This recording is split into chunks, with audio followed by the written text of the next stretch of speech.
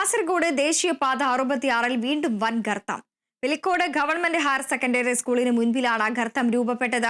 പാതയിലെ മണ്ണിടിച്ചിലും വിള്ളലും ഗർത്തം രൂപപ്പെടുന്നതും പ്രദേശവാസികളിൽ ആശങ്കയിടയാക്കിയിട്ടുണ്ട്. പിലിക്കോട് ശ്രീകൃഷ്ണൻ നായർ സ്മാരക ഗവൺമെന്റ് ഹയർ സെക്കൻഡറി സ്കൂളിന് മുൻപിലായി ദേശീയപാതയോട് ചേർന്നാണ് വലിയ ഗർത്തം കാണപ്പെട്ടത്. 4 അടിയിലധികം താഴ്ചയുള്ള കുഴിയാണ് രൂപപ്പെട്ടത്. ദേശീയപാത 3-ാം റീച്ചിലുള്ള ഭാഗമാണിത്.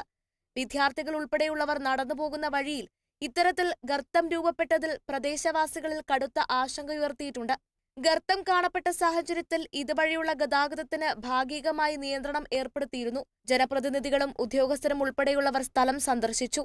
ദേശീയപാതയിൽ അങ്ങിങ്ങായി ഇത്തരത്തിൽ ഗർത്തങ്ങൾ രൂപപ്പെടുന്നത് പതിവാകുന്നത് വലിയ അപകട ഭീഷണി ഉയർത്തുന്നുണ്ട്. ദേശീയപാത നിർമ്മാണ കമ്പനിയുടെ ഉദ്യോഗസ്ഥരെത്തി കുഴി കരിങ്കല്ലും മണ്ണും ഉപയോഗിച്ച് നികത്തി. Kerala vision news, Kasaragod.